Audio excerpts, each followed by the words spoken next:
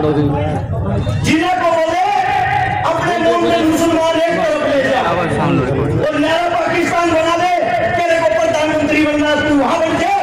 और जवाहरलाल बोला मैं हिंदुओं पर राजनीति करूंगा, इनका प्रधानमंत्री मैं बनूंगा। दो देश अलग हुए सिर्फ राजनीति के लिए। जब राजनीति के लिए दो देश अलग हुए, हिंदू मुसलमानों में इन लोगों ने इनकी तुच्छी राजनीति में मार काट मचवा दी। उस मार काट के अंदर मेवात का भी नंबर आता है। जब मेवात का नंबर आया, मेवातियों को बोला गया हिंदुस्तान को खाली करो, ये आप लोगों का देश नहीं है, पाकिस्तान चले जाओ। दिल्ली से रेल के अंदर बताते थे, आप लोगों को पाकिस्तान भेज देते थे।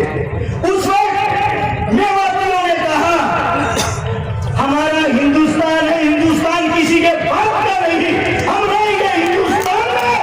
और अगर पाकिस्तान लेके जाना है तो हमारी लाश को लेके जा सकते हो, जिंदा मेवाती तो नहीं।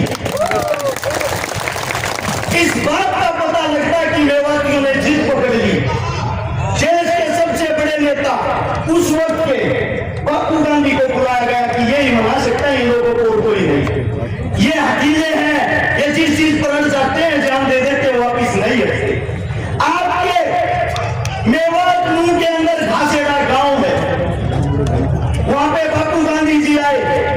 गांधी ने आप लोगों को मनाया, तुम्हारे को अच्छी सुविधा दिलवाऊंगा, अच्छी फैसिलिटी दिलवाऊंगा, आप लोग यहां से पाकिस्तान चले जाओ, वापिस आ जाओगे शांति होने के बाद। ये गांधी के शब्द थे।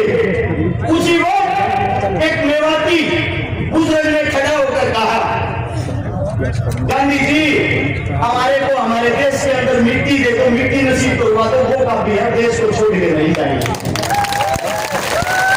ये बात सुनने के बाद गांधी ने ऐलान किया मेवाती हिंदुस्तान की रीढ़ की हड्डी है और मेवाती नहीं रहेगा।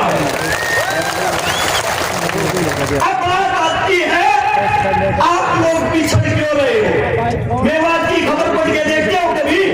हमारी साइड जो अखबार आता है, टीवी आता है, उसमें दिखाया जाता है मेवात मिनी पाकिस्तान है। मेवात के अंदर तो बलात्कार होते हैं, मेवात के अंदर आदमियों को काटा जाता है। हमारी नई यूथ युवा पीढ़ी उस अखबार को पढ़ती है, कच्चेधारियों की बातें सच मान के उस पर अमल करती है। उनको यह दिखाई नहीं देता इस देश को जो हाल में चला रहा है, सरकार चलाने वाला जिसका नाम है नरेंद्र मोदी, भारत देश का प्रधानमंत्री, जिसकी जो जाति की अगर बात आती है, जिस जाति में उसने जन्म लिया, मैं मोदी साहब से पूछना चाहता हूं, मोदी साहब आप खुल के सबके सामने क्यों नहीं बताते आपकी जाति क्या है? आपने किस जाति में जन्म लिया है? पहली जाति में। और पहली जाति 1947 से पहले मुसलमानों के अंदर आती थी, 47 के बाद उन्होंने हिंदू धर्म में कन्वर्ट किया। अरे आप देश के मुस्लिम परिवार में पैदा होकर या हिंदू मुसलमान परिवार कर हमारे को मरवाना चाहते हो। अब बात आती है कमी की। कमी कहां है सिस्टम में? कमी है आप लोगों के अंदर, कमी है हमारे अंदर। वो कमी क्या है? भगत सिंह, राजगुरु, सुखदेव लाहौर जेल के अंदर जब फांसी तोड़े जा रहे थे, उसके बाहर जेल के बाहर लाखों आदमियों की भीड़ थी। सब उनको क्रांतिकारी मानते थे, सब उनको देशभक्त मानते थे। वे लाखों आदमी बाहर चिल्ला रहे थे इनकलाब जिंदाबाद, भगत सिंह जिंदाबाद। लेकिन एक भी आदमी के अंदर इंसानियत नहीं थी।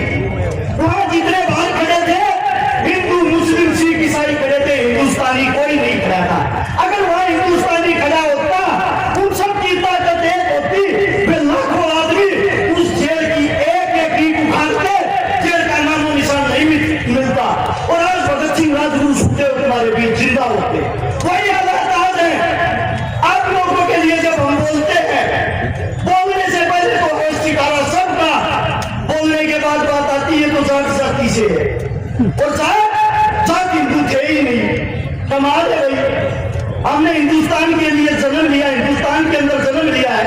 हमारे बुजुर्ग हमारे सामने में तुम्हारे का कहता हूं, ये रोज रोड़ा पर जब लख खावे हैं, इनको बोलते हैं ये तो देश द्रोही है। मैं पूछना चाहता हूं, जब बॉर्डर पर कोई बेटा, कोई बच्चा शहीद होता है,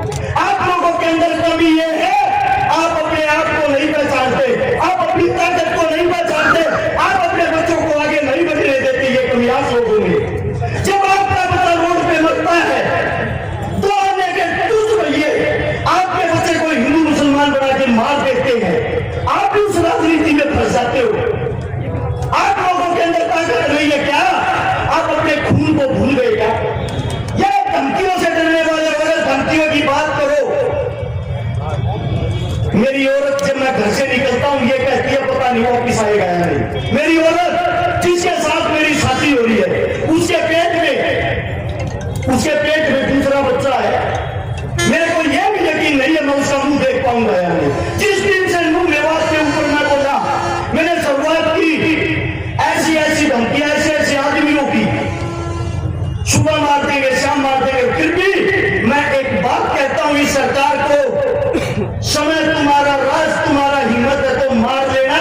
अगर मेरे बुजुर्ग जाग गए, इनका समय आ गया, इन लोगों ने हमारे को ताकत दे दी, हम भागने का मौका नहीं देंगे। फैसला आप लोगों ने करना है।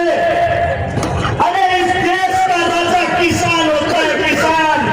इस देश को संभालने वाला किसान का बेटा जवान होता है।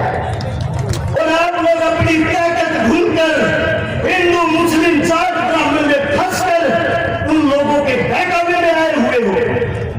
चारों तरफ से धरती माप लेना, हर 7 किलोमीटर पर एक मंदिर मिलेगा, हर 12 किलोमीटर पर एक मस्जिद मिलेगी, हर 5 किलोमीटर पर पीर बाबा मिलेगा।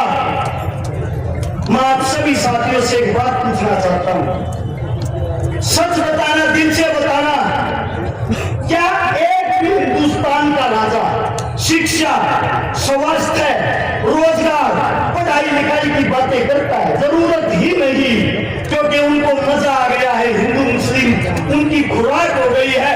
आप लोगों को लगाओ, कुर्सी पाओ और फिर आप लोग भाड़ में जाओ। अरे आप लोग कब जागोगे? मैं आप लोगों से सिर्फ एक बात कहना चाहता हूं, अगर आप लोग इस मेवात की पंचायत को बिना किसी निरीक्षण के वापिस अपने घर चले जाते हो, आपके बेटे आपके उन बच्चों की उम्मीदें टूट जाएंगी जो आज हमको धमकियां देते हैं, उनकी धमकियां सच हो जाएंगी। और आप लोगों में एक कमी है, जब आप लोगों की कोई लड़ाई लड़ता है उस वक्त तो आप कान खींचते हो, और जब आपका बेटा आपका बच्चा मर जाता है तब उसकी आप मूर्तियां बनाते फिरते हो। अरे जीतते जी अपने का हाथ पकड़ के क्यों नहीं जीतते, टांग पकड़ना छोड़ के। मैं सभी साथियों से यह कहता हूं, जो भी मोदी जी बोले वो बातें मुद्दे की करे, हिंदू मुसलमान की करे, नू मेवात की करे, ताकि सरकार को पता लग जाए जो आप आने वाली कला सीख रहे हो वो अब नहीं चलेगी आप लोगों की। एक नारा जोरदार, हम सब एक हैं। मैं कहूंगा हम सब, आप लोग बोलोगे एक हैं, पता लगना चाहिए कुर्सी के ठेकेदारों को। चलो आप कुर्सी पे बैठ नहीं सकते, उस कुर्सी को हिलाने की हिम्मत तो रखो।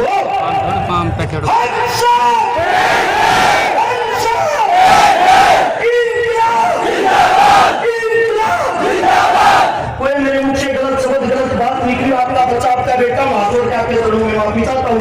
राम राम, नमस्कार, जय हिंद।